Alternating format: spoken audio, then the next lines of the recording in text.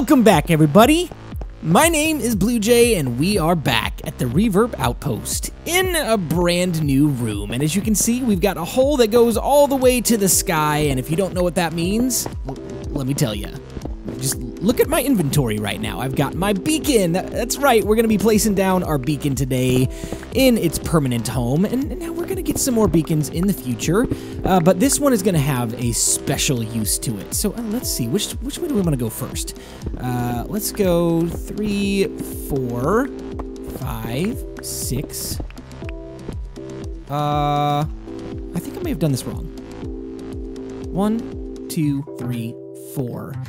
We only need to go 4 on each side. It needs to be a 9x9 square at the base because we are going to build the largest base beacon possible, which starts at 9x9 and goes from there. 3, 4, 5, 6, and then this would be 7, 8, and 9. Okay, so we've got a 9 across, and then we need to go 9 the other direction. So there's 3, 4... right there, so that's 4 that direction, and then 2, 3, and 4 this direction, so that should be 9x9. Okay, so now we can stop counting. All we gotta do is dig the rest of this out. But we're gonna be doing something pretty special with our beacon today. It's not just gonna be one of those things like Season 1 where we just kind of plop it down in the middle of the base and we just leave it there. You're not actually gonna even see the iron blocks for the beacon that it's gonna be resting on, and you're probably not even gonna be seeing the beacon. It's gonna be pretty well hidden. But I've got some pretty cool ideas. I'm gonna dig all of this out, and then we will place in the beacon together, and I'll show you kind of the cool stuff that I've got in store for this project here in a couple of minutes. We're gonna be doing a little bit of a redstone addition to this as well. So, well, we'll get to that in a minute. Let me finish digging that out, and we'll be right back. All right, so we've got the, like, inverted shape of our pyramid here. And the bottom row is 9x9, and then 7x7, and then 5x5, and then 3x3, and then on top of that, we place down our beacon. So this is the maximum amount of blocks that you need for a beacon. You can do smaller ones, but the throw range of the actual effect is a lot shorter, and the duration is a lot shorter too, I think, once you get outside of that beacon range.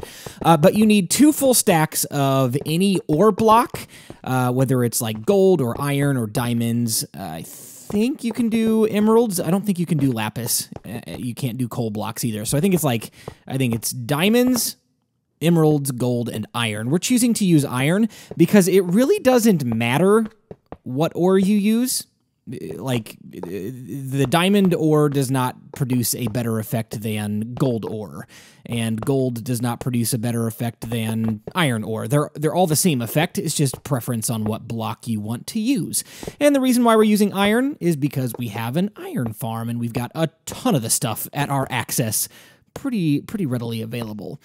So what we're going to be doing with this beacon is we're going to be forming a power beam, and this is kind of going to represent what powers the base, and specifically what's going to eventually represent the power source for our auto smelter. We're going to bring the input chests into this room, and I don't have a design quite yet for how all that's going to work, whether I'm going to do an item elevator or whether we're going to have like a second floor for this room. Not quite sure yet. And we'll figure that out later. That's a project for another episode, because we won't finish this today. This is going to be a pretty big project, but we are going to finish it before we move on, because we did talk about this in the last episode. We are going to finish our projects. We're not going to leave things unfinished and just trashed and ugly. And here we go. This is the last step here of the beacon construction. Let's place it down. We should get a beam. Yes, it's working. And this is very, very important. You need an open air block above the beacon in order for it to activate. If there were blocks above that blocking the beam, it wouldn't work. So there you go. I think what powers I'm going to enable regeneration, obviously, is the secondary one that's already chosen for us. I think I'm going to use Haste for the time being, but we can change that later. But yeah, let's run out here real quick and take a look and see where this thing ended up on the mountainside. It's back there kind of towards the iron farm, not quite to the iron farm, but I've got a really cool idea for something that we're going to build with that later on in a future episode, but that's for another time. Wow. That's pretty cool. I could just stand here and look at this beacon beam all day long. It's just so relaxing. But yeah, I don't think we should do that. I think we need to move on and actually get some work done. We got a big project ahead of us. But look, Haste and Regeneration, we've got both of those effects on right now with the beacon, and I'm sadly not a fan of the squigglies that continue to pop up and down, and I don't even know what those are called, particle effects or something. But I did some research, and here's how we're going to take care of that problem. We've got a sticky piston, and we're going to place down a lever. This is temporary, so watch what happens when we remove this block with the sticky piston. Come on, lever. Am I really that far out of range? Okay, well, I suppose we'll go back down here and just do it here. Okay, watch. Look, beacon beam is gone. Now, here's the concern. Haste and Regeneration, they're going to go away in 4 seconds. And they're gone. Now, the problem with, like, actually breaking the beacon is you don't get the effects back without putting a resource back in, unless you do it this way. So if you flip that lever, and there's the beacon beam, and we've got Haste and Regeneration automatically back in. And we don't have to put another resource into the actual beacon itself to reactivate those effects. So we're gonna wire something up over here where we can toggle this thing on or off anytime we want, so we can use it when we want, and we don't have to have the particle effects when we don't want them. So pretty cool solution. Let me dig a trench here, and we will get this thing all wired up. All right, so I have dug this down far enough, I hope, to accommodate the floor plans that I've got for this room. So we shouldn't have any issues with our redstone, but luckily enough for us, this is placed just like close enough that we don't need any repeaters. So what we're going to do then is we're going to place a torch here because I'm OCD. I want this to be like a light switch. So, you know, when the lever is in the on position, let's grab those. Speaking of levers, when the lever is in the up position, it is on, you know, like a light switch. And when it's in the down position, it is off. So that's what that torch does. It basically inverts the signal. So it's automatically on like that. And then when we flip the switch down like so, there you go. The beacon beam is turned off, and we can turn it back on. And then we can turn it back off, and, you know, again and again and again. We can do that over and over. So, yeah, this is all wired up. That's pretty much it for the redstone of today's project, and now we've got to do some aesthetics. So I need to do some resource gathering. I need to get some concrete and some glass and all of the works so that we can make this place look nice. Man, this is so cool. I love it. Great project. Oh, I'm so glad I chose to do this today. This just makes me really sad.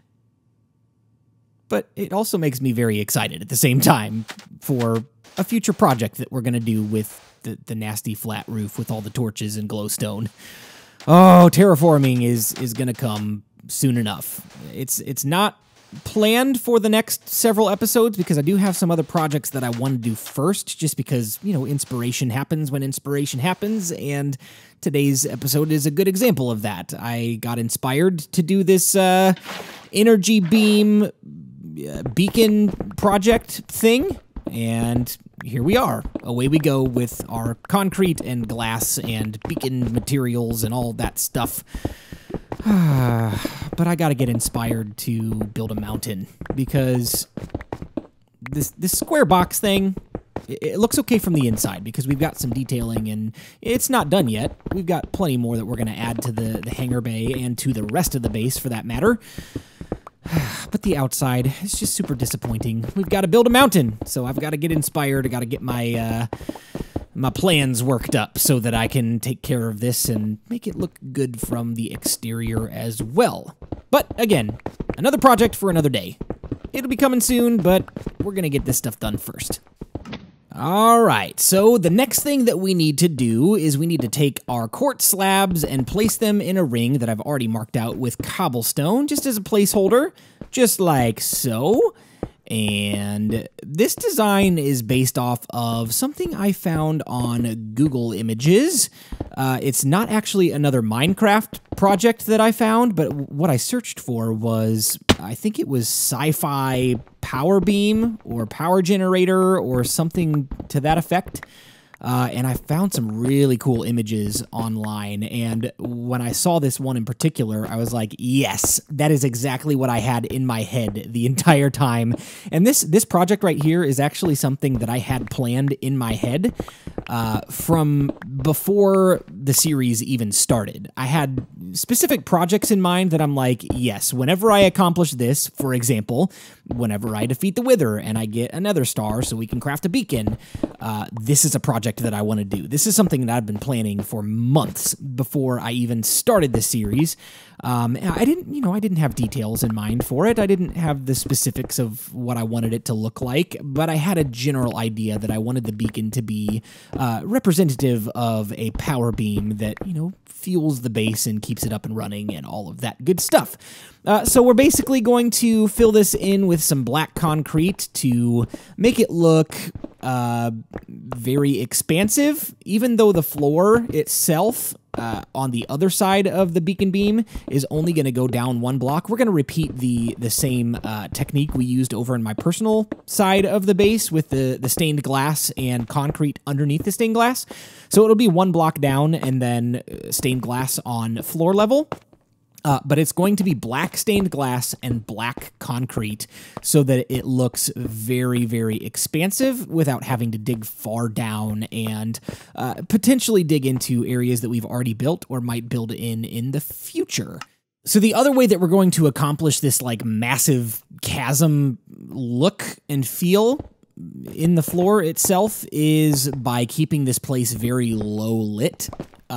And the way that we can do that is because we're using glass. Transparent blocks do not spawn mobs. So if the light levels are low in here, it's really not going to matter because mobs will not spawn on stained glass. And so we can accomplish that effect of like keeping the light source at the power beam itself. And we may eventually add some like redstone lighting in here where it toggles on and off when we enter and leave the room or something like that, but it's going to be very sparse and very minimal because I want the focal point of this room in particular to be the power beam itself, and I don't want anything to detract from that. So I'm going to keep working on this design a little bit here, and then we will come back together in just a few minutes when we've got a little bit more progress and something to show you. Okay, so I'm pretty happy with how this is turning out so far, but I've gone and grabbed some end rods because we're going to do something fun with this. We're going to place them around in a square, just like so. And then underneath each one of these, we're going to place another end rod, and basically what this is going to represent are like, these are mini power beams that are shooting towards the middle and all combined together to form... Where are you? There you are. the actual beacon beam itself. So that's kind of what that represents. It's just a fun little aesthetic thing that we added in there. And I'm going to go ahead and do the exact same thing mirrored on the top of the ceiling, and then we'll continue this project together in just a moment. This is where the magic happens and where this whole build finally starts coming together. As if it wasn't cool enough already. I mean, like a redstone-powered beacon where you can turn it on and off without having to refill the resource every time you want to use it again. It's automatically saved, and it's awesome. Flip of a switch. That's all it takes. This is where the magic happens, because this is where the aesthetics of the whole thing come together. And basically what we're doing is we are taking the stained glass panes, and this was one of the best decisions that they made in this game when they updated glass panes to be an individual bar like that, rather than the actual pane, well, kind of like right there that you saw when it's connected to another texture. When they're just floating in midair, come on, can I place one down? Hello? There we go. So when they are floating in midair, all by themselves, not touching anything else, they're just a solid bar, straight up and down. And that's such a cool effect. And what we're going to be doing with these is we've got 3 different colors. We've got light blue, we've got purple, and we've got white. And we're going to spiral them up around the beacon beam to where it looks kind of like, if you think of in a sci-fi movie where you see like a visual of a DNA strand or something like that, where it's all spiraled together, you've got the different colors in a spiral all the way up. That's what this is going to look like. And this is kind of like the electricity, the things that's flying out of the beacon beam to demonstrate that this thing is powerful and this thing is powering our entire base. And that's just the effect of what we're going for. And I'm hoping that when this is complete, it will be exactly what I'm envisioning in my head. So we'll find out here in just a second. Oh my goodness, that looks way better than I envisioned. I built like a dummy version of this in my testing world, and it wasn't like precise like this is in a spiral. It was more just kind of random stained glass panes thrown around. This is even better than I thought it was going to be. Let's turn this on to see what it looks like. Yes. This is exactly what I had in my head when I started this series. When I knew that I wanted to do this with the beacon, this is what I was going for. Oh, I love it when a project just comes together exactly how you want it to. Oh, this is so exciting. All right, let's get to working on this floor here.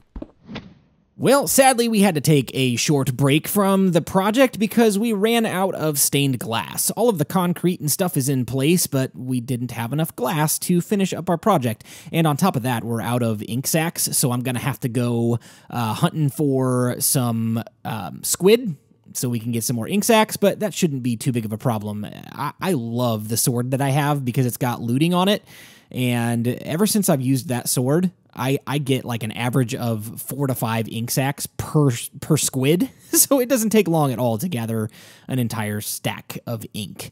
So I need to gather some sand, I need to gather some ink, and we'll smelt it all up, put it all together, and then we will finish the floor. And I think that's about all we're going to have time for in today's episode because I got a little sidetracked with not feeling super great, and this video is probably actually going to be, oh, get out of here. Go away. I'm trying to get some sand. This video is actually probably going to go out a little bit late, if not the day after. I still haven't decided what I'm going to do about my upload for this particular video, but I am extremely behind schedule. So I'm going to get this done as fast as I possibly can and hopefully still have it out on the same day as originally intended, but it will definitely not be out at the normal release time. So I apologize for that. Sorry, I was sick and now I'm feeling much better. Today's comment question of the day: what did you like about school? From Ark. All right, so while we craft up our stained glass here, let's go ahead and answer that comment question of the day from Ark. That said, what did you like, rather, about school? Because I am far long removed from the school scene. I am 30 years old, and I've been out of high school for, what is it? It's 2018. I graduated in 2005. So 13 years. I've been out of high school for 13 years, and then I've been out of college for just about 8 years. Yeah, that would make sense. So yeah, I'm pretty far removed from school, but as I remember back, because it's not been that long, I really enjoyed like my elective classes, like music. I was huge into music, and you know, I do music for my career now. I'm a worship leader at a church. If some of you guys that are new to the channel don't know that, music is a huge part of my life. So I was in choir, I was in show choir, I was actually in orchestra. I was in a symphony orchestra in high school, and we actually had a really talented orchestra. There were a lot of kids that were very serious about this, and I think some of them probably went on to go to college for classical music and potentially go like play for a symphony professionally somewhere. But really enjoyed those classes. I really enjoyed things like musical theater and, you know, anything that had to do with the performance kind of stuff. As far as like regular like class subjects, I was huge into math and science. History and literature were not my strong suit. I was not very good at them, and I honestly, I could have been good at history and literature had I put the time and effort into it, but I was not a good student very much until I got into college. When I got into college, I, proved that I was capable, because in college I got like a 3.93 GPA by the time I graduated, so I almost had a 4.0, almost got straight A's in all my classes, but in high school, middle school, was not the model student, sadly. I wish I would have done better. But math and science were two of my favorite, regular subjects. I really enjoyed, Earth space science, learning about the solar system and learning about geology and stuff like that. Those were things that I really enjoyed.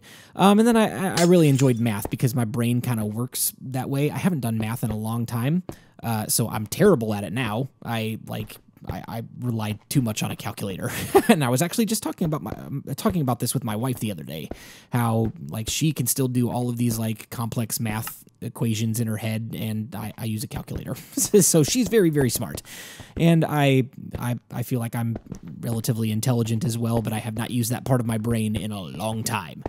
So yeah, math, science, choir, orchestra, those were kind of my favorite classes in school. And yeah, hope that answers that question. Good question. All right, we're popping off the last couple of end rods here, getting this place nice and dark. Oh, that looks so cool. Let's run over here and look from this angle. Oh yeah, we need the power beam on. We need the beacon beam. Oh my goodness, I'm just so beside myself. I love the way this thing looks. Let's turn the beacon on itself. There we go. Oh, I love it. I love how dark it is in here too. So happy. It is that time again, ladies and gentlemen, to add another person to our Purple Squadron subscriber barracks, and today we're going to be adding Husky Gaming. This person's been super active in the comment section, not just lately, but for quite a long time. I see them leaving comments all the time. So Husky Gaming, thank you so much for being so active. I appreciate your support, and I hope you're enjoying the videos, and I hope you enjoy your stay in the subscriber barracks at the Reverb Outpost. Welcome. Well, ladies and gentlemen, that is all the time that I've got for you today, and sadly, the project is not complete. But as promised, in the last episode, we will not move on from this project until we finish it. So what we still need to do in this particular area, walls, ceiling, obviously, they both look pretty terrible. It's still just the natural terrain generation.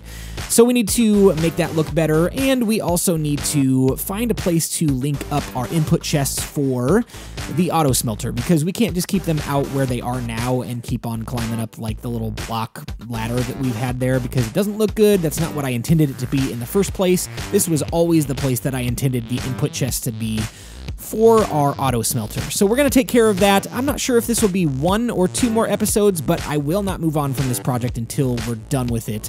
And then I've got some other cool stuff in mind that we will do when this project is done. But for now, my name is BluJay, and I've got to fly on out of here. I will see you next time. Bye-bye.